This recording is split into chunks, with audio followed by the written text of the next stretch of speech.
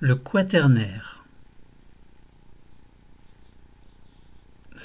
Qu'allons-nous faire avec le quaternaire aujourd'hui? Eh bien, nous travaillons toujours dans les variations climatiques. Donc là, vous avez compris, nous allons essayer de comprendre l'origine des variations climatiques qu'il y a eu durant le quaternaire. Donc, toujours dans cette partie correspondant à un chapitre 1 dans ce cas-là, donc c'est reconstituer et comprendre les variations climatiques du passé pour pouvoir agir aujourd'hui et demain. Donc c'est un grand enjeu contemporain planétaire que nous allons essayer de comprendre aujourd'hui à travers cette origine des variations climatiques du quaternaire. Les rapports isotopiques montrent des variations cycliques coïncidant avec des variations périodiques des paramètres orbitaux de la Terre. Celles-ci ont modifié la puissance solaire reçue et ont été accompagnées de boucles de rétroaction positives et négatives. On parle d'albédo lié à l'asymétrie des masses continentales dans les deux hémisphères et de la solubilité océanique du CO2. Elles sont à l'origine des entrées et des sorties de glaciation. Donc nous allons essayer de mettre les variations temporelles des paramètres orbitaux définis par Milankovitch en relation avec les variations cycliques des températures du quaternaire.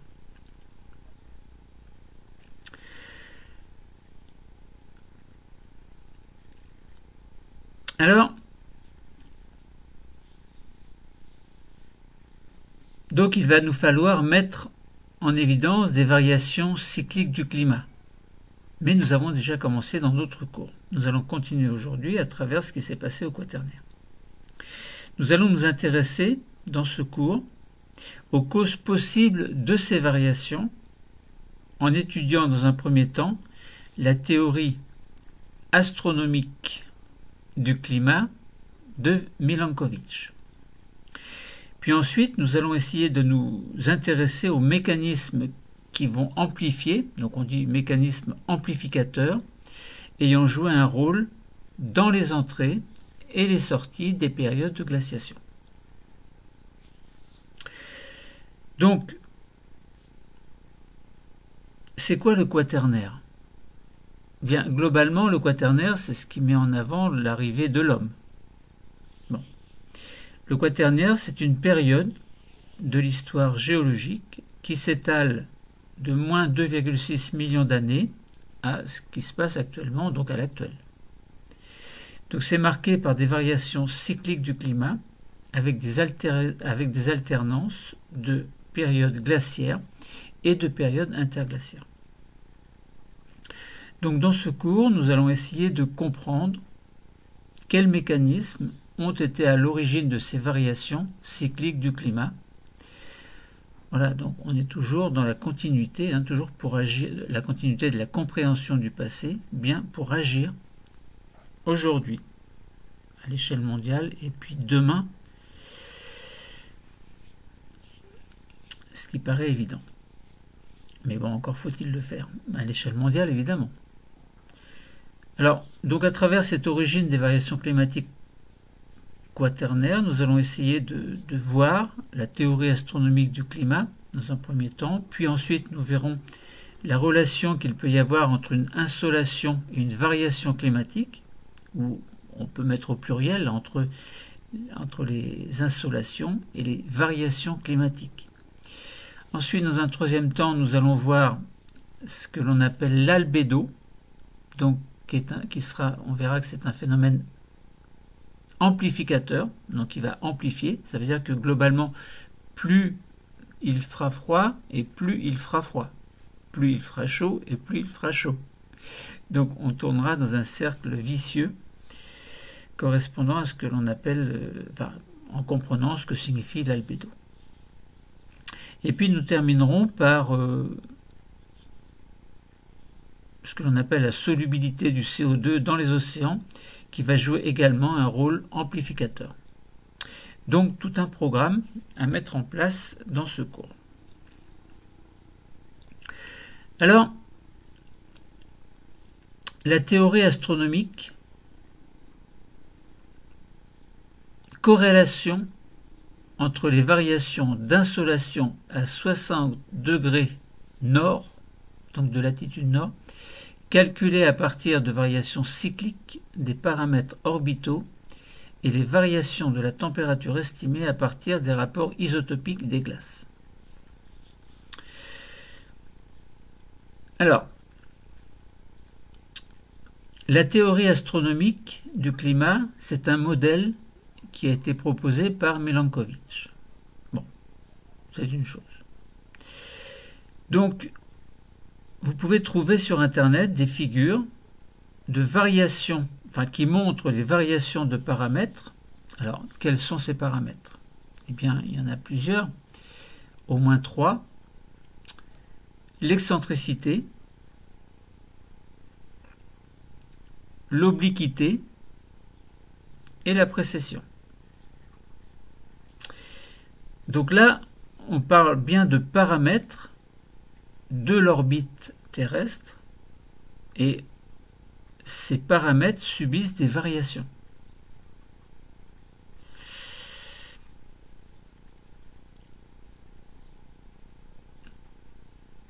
Donc,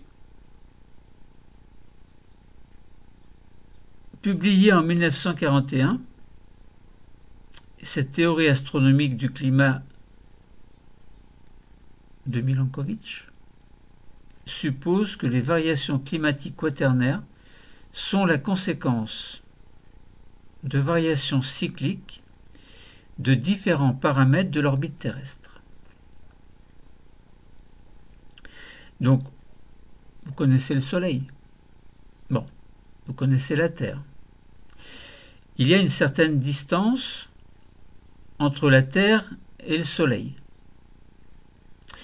Lorsque l'on parle de l'excentricité de l'orbite, cela correspond au degré d'aplatissement de l'ellipse que décrit la Terre lorsqu'elle tourne autour du Soleil.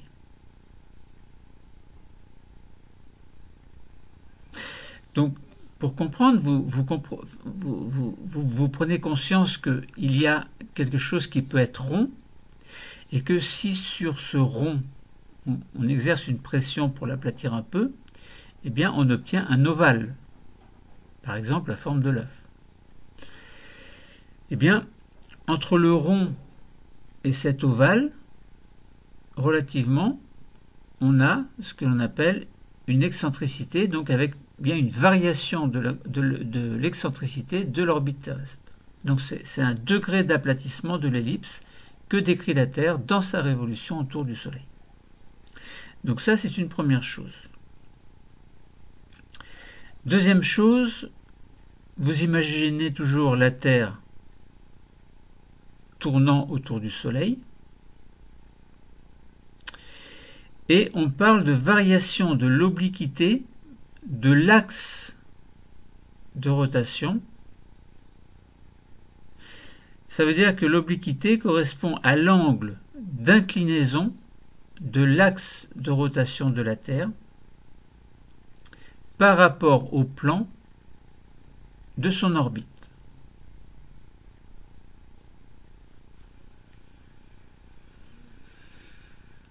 Donc, nous avons vu l'excentricité, l'obliquité, il reste la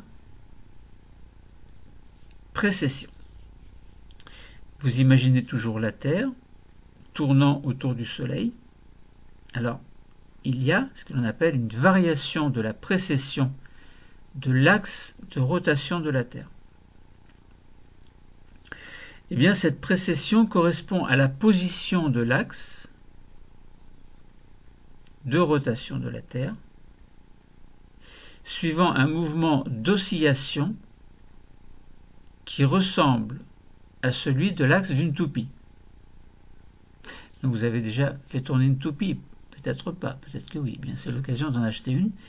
Vous faites tourner et vous allez voir, il y a des mouvements qui se rapprochent de ce que l'on appelle des mouvements de précession. Donc il y a bien des variations de la précession de l'axe de rotation de la Terre.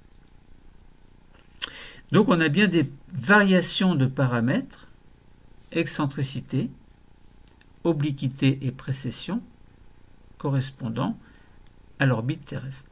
Enfin, en relation en tout cas avec l'orbite terrestre. Donc, excentricité, c'est les degrés d'aplatissement de l'ellipse que décrit la Terre dans sa rotation autour du Soleil. L'obliquité, c'est bien l'angle d'inclinaison de l'axe de rotation de la Terre par rapport au plan de son orbite. Et puis, la précession, c'est bien la position de l'axe de rotation de la Terre suivant un mouvement d'oscillation qui ressemble à celui de l'axe d'une toupie. Alors, ces paramètres, ces trois paramètres, excentricité, obliquité, précession, ont une influence sur la quantité d'énergie solaire qui sera reçue par la Terre au cours de l'année, mais également sur le contraste entre les saisons. Alors, ces cycles que l'on appelle des cycles Milankovitch, eh bien, sont la résultante de variations de trois types: excentricité, obliquité, précession. Donc, ils produiraient des variations climatiques cycliques et on les appelle des cycles de Milankovitch. Donc, dès les années 1970, eh bien, cette théorie a été admise par la communauté scientifique. Alors, largement admise par la communauté scientifique en tout cas. Donc, on a bien des contrastes de saison, par exemple. Et puis, on a des, si l'on regarde bien, donc la courbe correspondant aux variations de l'excentricité de la Terre en fonction des ans, eh bien, on a bien des montées et des descentes de périodes chaudes, de périodes froides. Donc on a des cycles sur les 800 000 ans. Même chose pour les variations de... Donc ça c'était pour l'excentricité. Variation de l'obliquité, c'est pareil, on a des cycles. Et variation de la précession, on a également des cycles. Alors, donc on peut avoir des cycles, par exemple, correspondant à l'excentricité. On voit qu'il y a des cycles de 100 000 ans. Correspondant à l'obliquité, on a des cycles de 40 000 ans. Et correspondant à la précession, on a des cycles de 20 000 ans.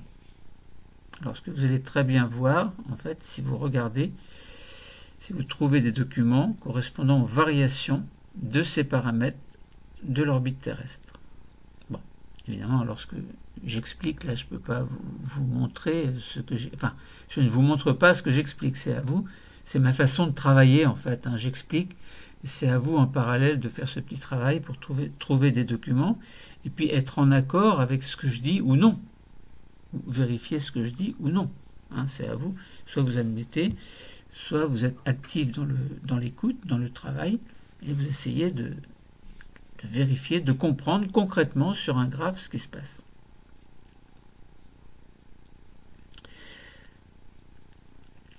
Donc si on regarde les valeurs de l'excentricité sur un axe désordonné, eh bien, donc en fonction du temps, en partant de 0 pour aller jusqu'à 800 000 ans, eh bien on s'aperçoit qu'il y a des cycles globalement. Alors, des cycles de 100 000 ans, mais on peut avoir des grands cycles également de 400 000 ans. Donc voilà concernant ces cycles relatifs à l'excentricité. Même chose, vous pouvez trouver un graphe donc de l'obliquité sur un axe désordonné en fonction du temps en allant jusqu'à 800 000 ans. Eh bien, on s'aperçoit qu'on a des cycles de 40 000 ans qui sont relatifs à cette obliquité. Ça veut dire que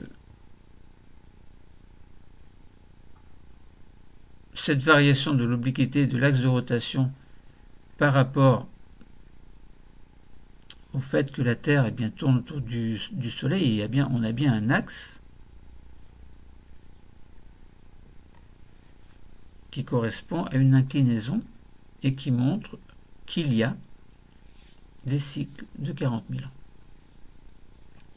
Donc il y en a de nombreux, évidemment, sur les 800 000 ans, vous faites 800 000 divisé par 40 000 et vous allez obtenir le nombre de cycles sur 800 000 ans. Il y en a beaucoup. Il y en a beaucoup, il y en a 30, une trentaine peut-être, 20 à 30 à peu près. Donc je ne compte pas, là, 20 à 30, à vous de compter par exemple. Et concernant la précession, eh bien, précession plus ou moins forte, donc de forte à moins forte, ou de moins forte à forte, sur l'axe désordonné en fonction du temps, en allant jusqu'à 800 000 ans, eh bien on voit qu'il y a des cycles de 20 000 ans à peu près. Donc voilà. Donc pour un premier type de document concernant la théorie astronomique du climat, lorsque l'on parle des cycles de Milankovitch, on a bien compris qu'il y avait des variations de 3 types de paramètres, l'excentricité, l'obliquité et la précession, et qu'on avait des cycles respectivement de 400 000 ans et on peut même dire de 100 000 ans, des sous-cycles de 100 000 ans en fait, des cycles de 40 000 ans pour l'obliquité, des cycles de 20 000 ans pour la précession. Vous avez compris? Très bien. Alors passons à la suite.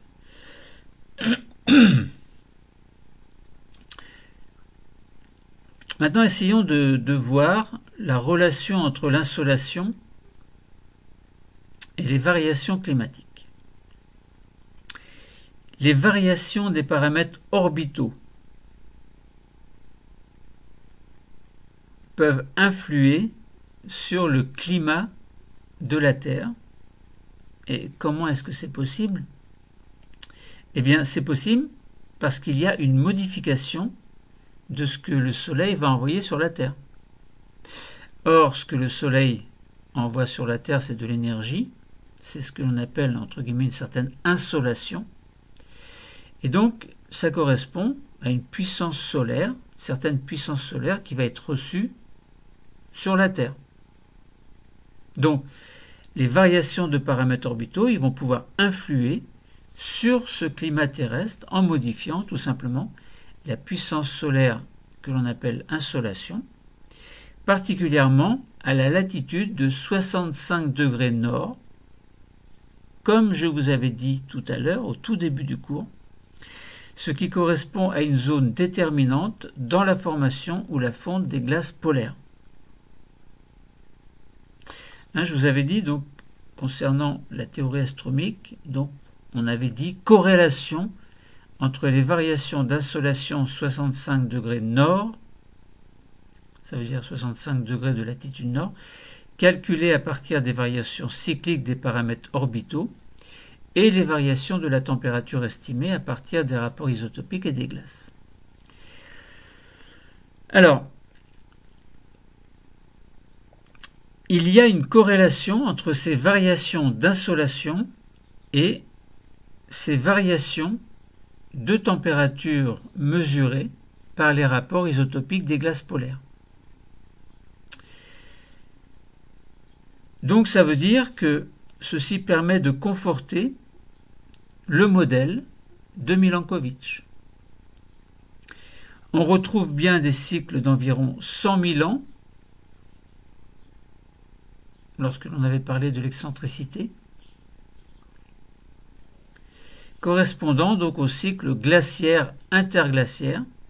On avait bien parlé des cycles plus courts d'environ 20 000 ans relatifs à la précession, donc aux variations de précession de l'axe de rotation de la Terre, donc précession qui était plus ou moins forte selon le temps auquel on se référait sur les 800 000 ans. Donc on a bien des cycles plus courts de 20 000 ans. Il y a des épisodes d'entrée et de sortie de glaciation qui sont relativement rapides. Et donc le problème des phénomènes amplificateurs ont pu être mis en évidence, ont pu être compris en tout cas comme des paramètres qui ont pu accélérer, enfin certains paramètres ont accéléré ces phénomènes. Donc ça veut dire que on peut soulever ce problème en quelque sorte des phénomènes amplificateurs qui ont pu accélérer ces phénomènes. Alors, si vous trouvez un graphique correspondant aux modifications de l'insolation et des variations de température depuis 250 000 ans, vous allez voir que, à partir de certaines variations cycliques des paramètres orbitaux, on a pu calculer les variations de la puissance solaire reçues, donc on parle d'insolation, à la latitude 65 degrés nord,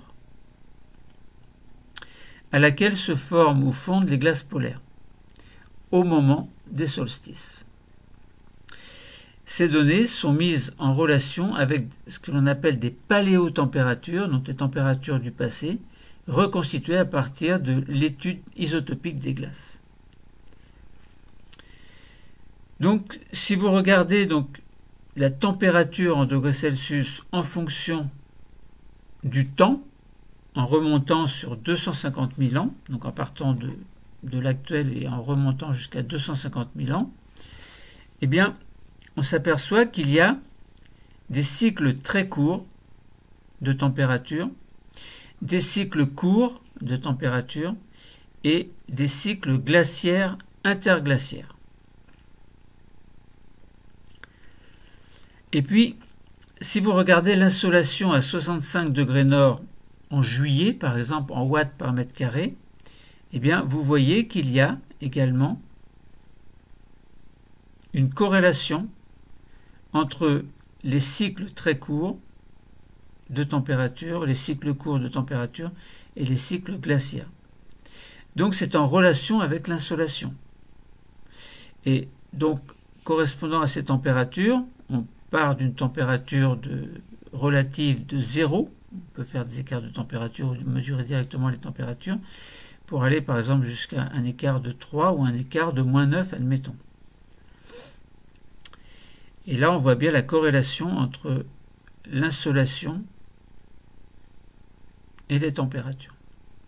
Donc, ils permettent de comprendre qu'il y a des cycles très courts, des cycles courts et des cycles interglaciaires qui sont plus longs. Deuxième graphe que vous pouvez essayer de trouver, c'est celui des entrées et des sorties de glaciation très rapidement. Donc, vous regardez, vous trouvez ce graphe correspondant à la teneur en CO2 de bulles d'air, en ppm, partie par million, en fonction du temps, en remontant par exemple jusqu'à 150 000 ans.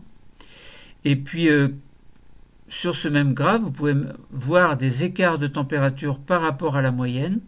Par exemple, puisque là on parle de glaciation très rapide, donc par exemple entre 1960 et 1990, donc des écarts de température, eh bien on voit que il y a 150 000 ans, il y a eu une sortie de glaciation, puis un petit peu plus tard, il y a eu une entrée en glaciation, puis encore plus tard, il y a eu une sortie de glaciation, et puis on s'attend à ce qu'il y ait une nouvelle entrée en glaciation.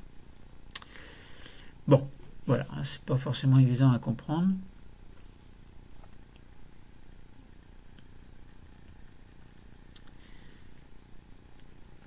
Alors, tout à l'heure, je vous ai parlé de l'albédo. Quel est le rôle de l'albédo? Alors, une glaciation,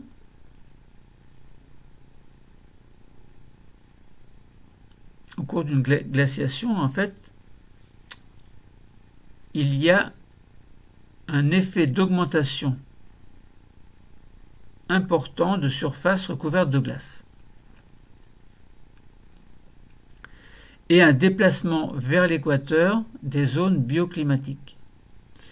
Si on fait la mise en relation avec les valeurs de référence de l'albédo, eh bien, ça permet d'estimer que ces modifications ont pour effet une augmentation de l'albédo moyen de la Terre et donc une diminution de la puissance solaire absorbée, ce qui va accroître le refroidissement. Et le mécanisme est inverse et il existe également, bien entendu, lorsqu'il y a une sortie de glaciation. Globalement, ça veut dire que si par exemple vous recevez de l'énergie solaire sur une surface blanche, eh bien pratiquement tout est réfléchi. Il n'y a pratiquement pas d'absorption de chaleur au niveau de la Terre. Donc ça veut dire que plus il va faire froid, plus les surfaces vont être blanches, en fait, dues à la neige, dues à la glace, etc., plus le cycle de froid va être engendré, en fait. Donc ça veut dire que plus il fera froid et plus il fera froid.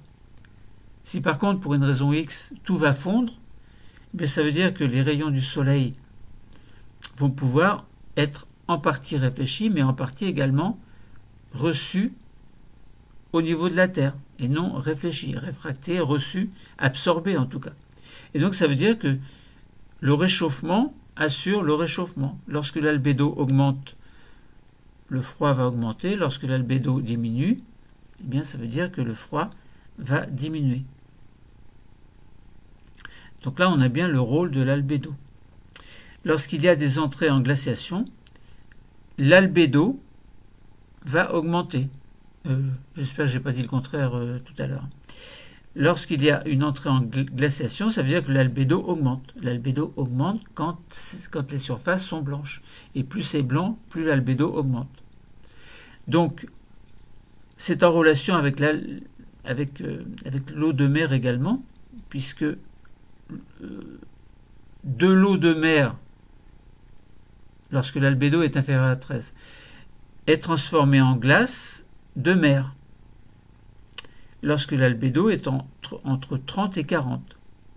Des régions de toundra, où l'albédo est entre 15 et 25, vont être remplacées par des glaciers continentaux, où l'albédo, là, sera entre 20 et 40. Et puis des forêts de conifères, lorsque l'albédo sera inférieur à 15. Donc ces forêts de conifères vont être remplacées par de la toundra, au niveau de laquelle l'albédo sera entre 15 et 25. Et donc cette augmentation va avoir pour effet une diminution de la puissance solaire absorbée par la surface de la Terre, d'où une amplification du refroidissement. Et l'effet inverse se produit lorsqu'il y a une sortie de glaciation. Donc voilà. Donc on remarque que lorsqu'il y a eu des maximums glaciaires, donc notamment lors des derniers maximums glaciaires, eh bien, il y avait une répartition asymétrique des continents sur le globe, très présent dans l'hémisphère nord aux hautes latitudes, ce qui a pu favoriser la formation de calottes glaciaires.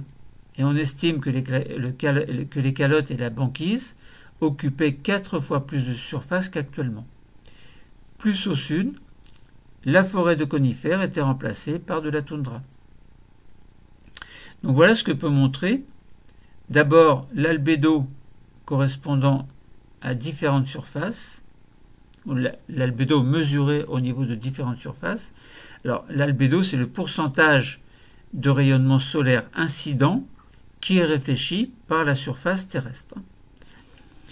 Et puis phénomène amplificateur, l'albédo, lorsque l'on essaie de reconstituer le développement de la calotte glaciaire au cours du dernier maximum glaciaire. Bon, donc voilà, ça veut dire que l'albédo que l'on mesure en pourcentage, eh bien, on a l'albédo de l'eau de mer, l'albédo de la forêt de conifères, de l'albédo de toundra, puis de glaciers continentaux, de glaces de mer, de neige ancienne, de neige fraîche. Donc on obtient ces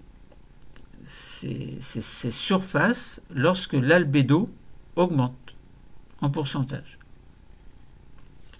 Alors à noter que au niveau de la neige fraîche, l'albédo est entre 80 et 90%.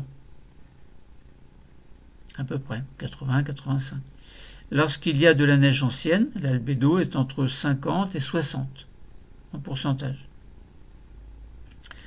Ensuite, c'est lorsque l'on obtient la mer de glace, enfin de la glace de mer, où l'albédo serait entre 30 et 45.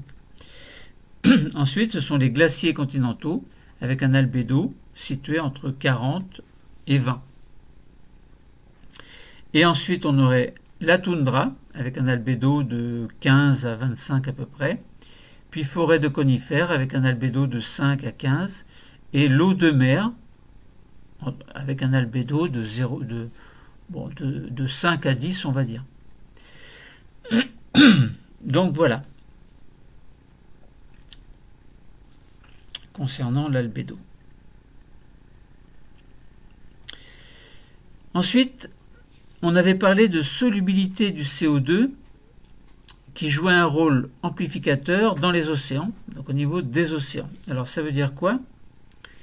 Eh bien, il existe des relations entre la solubilité du CO2 et la température de l'eau.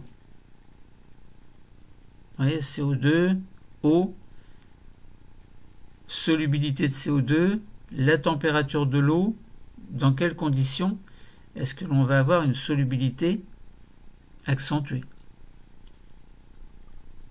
Lorsqu'il y a un réchauffement climatique,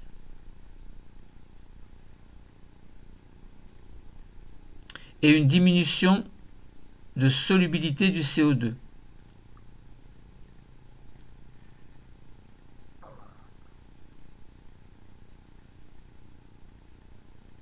À quoi est due cette relation?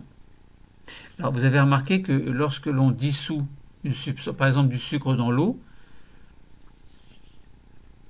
si vous avez de l'eau chaude, le sucre va se dissoudre plus facilement. Si vous mettez de la glace et du sucre, ou de l'eau à 0 degré, où il y a à la fois de la glace et à la fois de l'eau, donc partie solide, partie liquide, vous mettez du sucre, le sucre va avoir plus de mal à se dissoudre que dans de l'eau froide ou dans de l'eau chaude. Bon. Donc, il y a une relation entre la solubilité du CO2 et la température de l'eau. Réchauffement climatique, diminution de solubilité du CO2, phénomène inverse lors d'un refroidissement de l'eau simulant une entrée en glaciation. Ça veut dire quoi? Ça veut dire que vous allez observer lors du réchauffement de l'eau, modélisant un réchauffement climatique, eh bien, une diminution de la solubilité du CO2.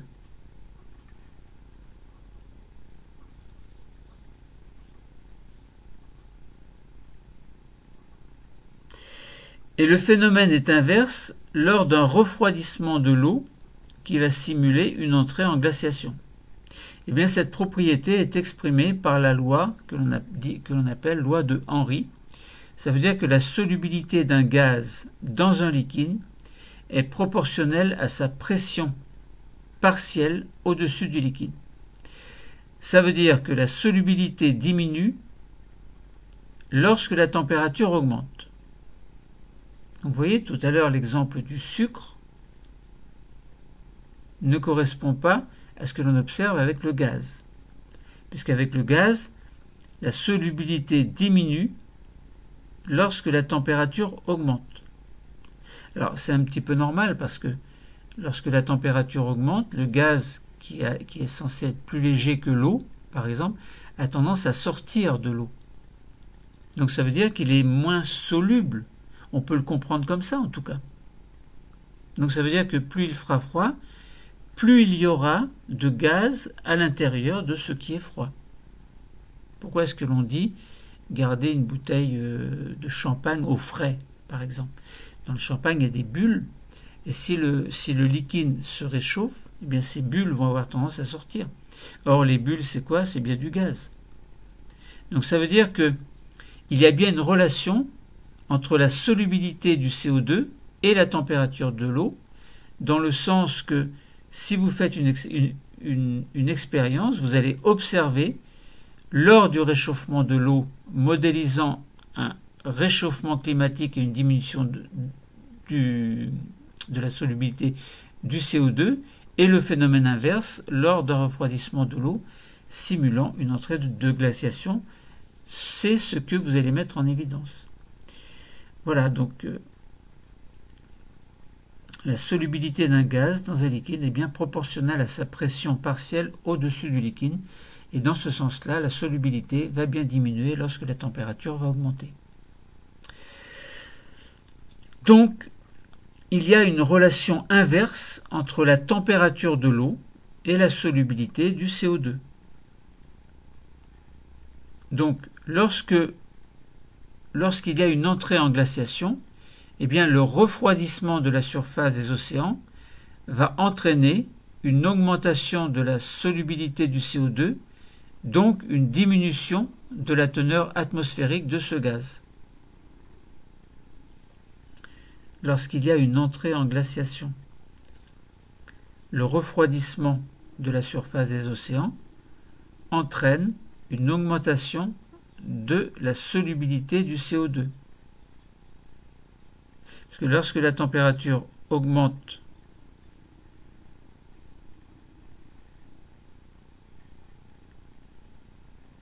la solubilité, tout à l'heure on a dit la solubilité diminue lorsque la température augmente. Donc si on fait le sens inverse, lorsque la température diminue, la solubilité augmente. Donc là on vous dit, lorsqu'il y a une entrée en glaciation, le refroidissement de la surface des océans entraîne une augmentation de la solubilité du CO2. Donc c'est bien en accord avec la loi de Henry.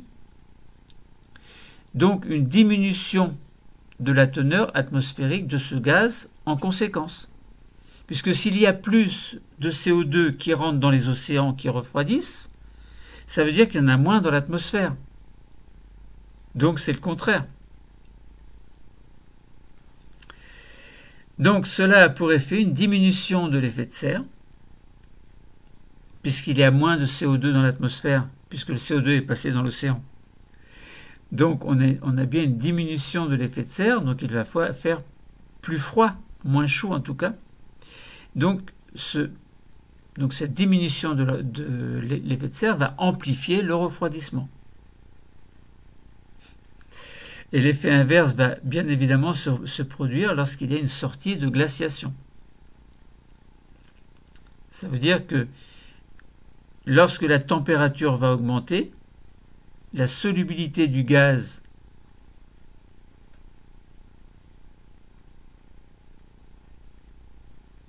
va diminuer. Donc ça veut dire qu'il y aura moins de gaz dans les océans, mais il y en aura plus dans l'atmosphère. Or, s'il y a plus de CO2 dans l'atmosphère, ça veut dire qu'il va faire plus chaud. Donc on augmente à ce moment-là l'effet de serre. Et à ce moment-là, ça amorce ce que l'on appelle les températures, les cycles interglaciaires où la température augmente. Donc dans les cycles glaciaires, la température diminue. Dans les cycles interglaciaires, la température augmente.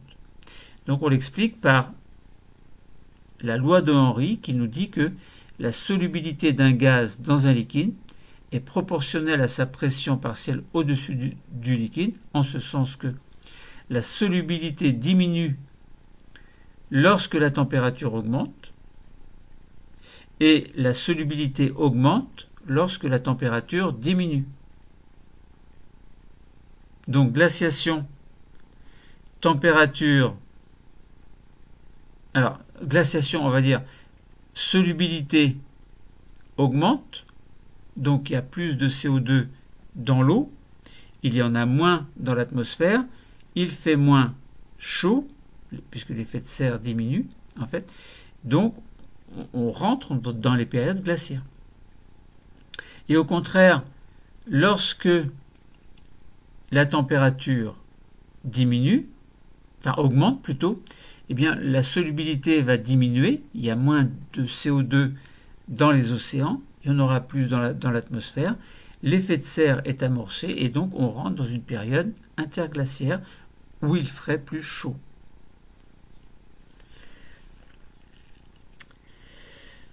Bon. Donc voilà. Alors, on peut s'amuser donc à construire un schéma qui rassemble toutes les informations que nous venons de donner. Donc c'est un schéma des relations de cause à effet qui peuvent expliquer les variations climatiques qui se sont passées au cours du Quaternaire. Alors, lorsqu'il y a des variations cycliques des paramètres orbitaux. On parle des cycles de Milankovitch. Ça veut dire qu'il y a des variations cycliques de l'insolation à 65 degrés de latitude nord. Ceci implique deux choses. Première chose, une augmentation de l'insolation. Deuxième chose, une diminution de l'insolation. Lorsqu'il y a une augmentation de l'insolation, il y a un réchauffement climatique. Lorsqu'il y a une diminution de l'insolation, il y a un refroidissement climatique. Je reviens sur le réchauffement climatique lorsqu'il y a une augmentation de l'insolation. Deux choses. Il peut y avoir une diminution de la solubilité de CO2, donc une augmentation de CO2 atmosphérique et donc une augmentation de l'effet de serre. Deuxième chose, lorsqu'il y a un réchauffement climatique, on a une diminution de l'albédo, donc une augmentation de la puissance solaire absorbée. Et dans les deux cas, augmentation de la puissance solaire absorbée et augmentation de l'effet de serre, on est dans une sortie de glaciation. Donc ça, c'était pour le réchauffement climatique lorsqu'il y avait une augmentation de l'insolation due à des variations cycliques de l'insolation à 65 degrés de latitude nord, dues, ces variations cycliques elles-mêmes, à des variations cycliques des paramètres orbitaux de Milankovitch. Maintenant, lorsque l'on avait dit qu'il pouvait y avoir une diminution de l'insolation, en conséquence, un refroidissement climatique qui était dû à quoi? Eh bien, d'une part, une augmentation de la solubilité de CO2 dans les océans.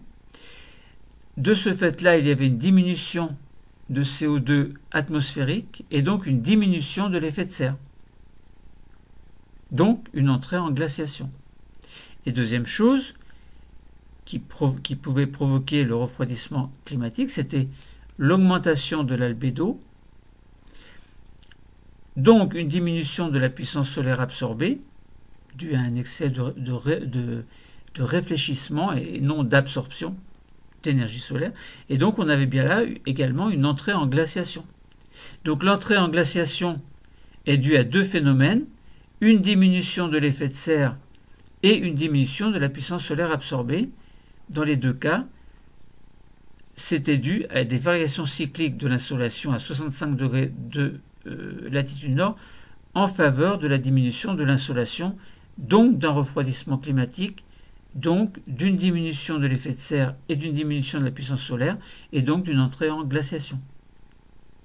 Et dans l'autre cas, on avait bien les variations cycliques de l'insolation qui étaient influencées par les variations cycliques des paramètres orbitaux, qui permettaient dans ces cas-là, variation cyclique de l'insolation à 65 degrés nord, d'augmenter l'insolation, donc d'inciter le réchauffement climatique, donc d'augmenter l'effet de serre, d'augmenter la puissance solaire absorbée et donc de rentrer en sortie de glaciation.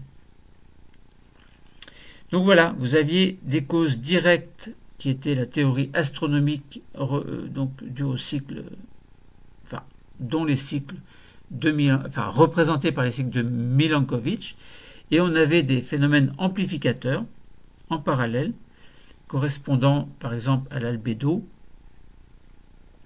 à l'augmentation de la solubilité ou bien diminution de l'albédo, diminution de la solubilité.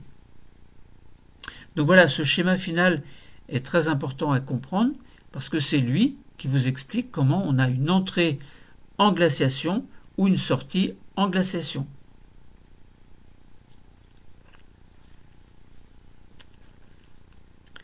Alors, ce schéma peut être interprété en partant des variations cycliques des paramètres orbitaux pour aller vers les entrées en glaciation ou sorties de glaciation, ou alors on peut dire on a une entrée en glaciation ou une sortie en glaciation. Comment est-ce qu'on peut l'expliquer? Eh bien, on va le faire, parce que ce tableau, je trouve qu'il est très important. On a une entrée en glaciation. Qu'est-ce que ça veut dire? Comment est-ce qu'on peut dire, certifier ou expliquer que l'on a une entrée en glaciation? Eh bien, deux choses. On peut dire on a une diminution de l'effet de serre. Alors on se dit on a une entrée en glaciation parce qu'on a une diminution de l'effet de serre. Bon, très bien. Pourquoi est-ce qu'on a une diminution de l'effet de serre? Eh bien parce qu'il y a une diminution de CO2 atmosphérique. Très bien, j'ai compris. Pourquoi est-ce qu'il y a une diminution de CO2 atmosphérique? Eh bien parce qu'il y a une augmentation de la solubilité de CO2 dans les océans. Donc ça veut dire que on a un refroidissement climatique. Pourquoi? Parce que lorsque plus de CO2 est dans l'océan, il y en a moins dans l'atmosphère. Donc il y a moins d'effet de serre. Donc on a bien plus de froid. Et à quoi est dû ce refroidissement climatique? Eh bien, c'est dû à une diminution de l'insolation. Et à quoi est due cette diminution de l'insolation? Parce qu'il y a une variation cyclique de l'insolation à 65 degrés de latitude nord, dans le sens d'une diminution de l'insolation, qui est elle-même due à des variations cycliques des paramètres orbitaux de Milankovitch. Et on peut dire également j'ai une entrée en glaciation. Pourquoi? Parce qu'il y a une diminution de la puissance solaire absorbée. Pourquoi? Parce qu'il y a une augmentation de l'albédo. Pourquoi? Parce qu'il y a un refroidissement climatique. Pourquoi? Parce qu'il y a une diminution de l'insolation. Pourquoi? Parce qu'il y a une variation cyclique de l'insolation dans le sens d'une diminution de cette insolation à 65 degrés de latitude nord. Pourquoi? Parce qu'il y a une variation cyclique des paramètres orbitaux, cycle de Milankovitch, en faveur d'une diminution de l'insolation. Donc on explique là l'entrée en glaciation. Mais on peut expliquer la sortie de la glaciation en disant deux choses. Première chose, il y a une augmentation de l'effet de serre. Pourquoi? Parce qu'il y a une augmentation de CO2 atmosphérique. Pourquoi? Parce qu'il y a une diminution de solubilité de CO2 dans les océans. Donc, une augmentation de CO2 dans l'atmosphère, donc un réchauffement climatique. Donc une augmentation qui est due. Alors pourquoi ce réchauffement climatique? Parce qu'il y a une augmentation de l'insolation. Pourquoi? Parce qu'il y a des variations cycliques de l'insolation en faveur d'une augmentation de l'insolation à 65 degrés de latitude nord. Pourquoi? Parce qu'il y a des variations cycliques des paramètres orbitaux en faveur d'une augmentation de l'insolation à 65 degrés de latitude nord et donc une augmentation de l'insolation générale au niveau de la Terre. Donc ça c'était sortie de glaciation par augmentation d'effet de serre. Mais deuxième chose, sortie de glaciation que l'on peut expliquer par l'augmentation de la puissance solaire absorbée. Pourquoi? Parce qu'il y a une diminution de l'albédo. Pourquoi? Parce qu'il y a un réchauffement climatique. Pourquoi? Parce qu'il y a une augmentation de l'insolation. Pourquoi? Parce qu'il y a des variations cycliques de l'insolation en faveur d'une augmentation de l'insolation à 65 degrés de latitude nord. Pourquoi? Parce qu'il y a des variations cycliques des paramètres orbitaux en faveur des variations cycliques d'une augmentation correspondant à une augmentation de l'insolation à 65 degrés de latitude nord, etc. Donc là, on peut expliquer les causes directes,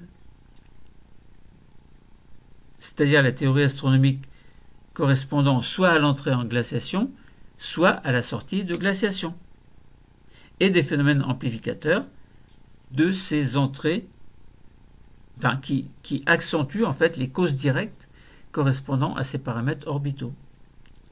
Autrement dit, on a 3 paramètres orbitaux, et on a un paramètre albédo et un paramètre augmentation ou diminution de la solubilité de CO2.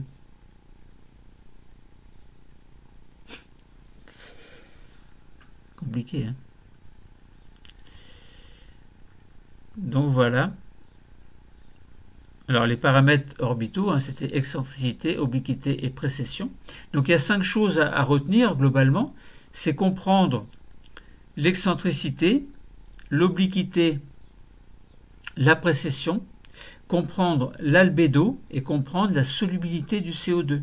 Et ces paramètres-là, ces 5 paramètres-là, vont vous permettre de comprendre pourquoi est-ce que l'on entre en glaciation et pourquoi est-ce que l'on sort de la glaciation, grâce à l'explication d'un tableau que je vous ai expliqué précédemment, en partant donc des paramètres orbitaux pour aller vers les glaciations ou sorties de glaciation.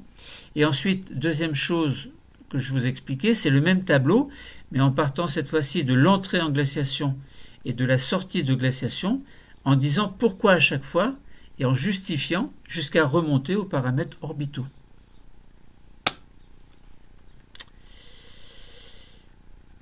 Donc voilà, l'origine des variations climatiques du quaternaire, eh bien, c'est expliqué globalement. Donc c'était à l'origine des variations cycliques du climat, avec des entrées en glaciation et des sorties de glaciation. Donc on avait bien des périodes glaciaires et des périodes interglaciaires. Donc ces variations climatiques passées au quaternaire nous permettent de comprendre ce passé relatif au quaternaire pour pouvoir agir aujourd'hui et demain. Et donc ça fait partie des enjeux planétaires contemporains qui sont très importants à comprendre. Le cours est terminé. Merci.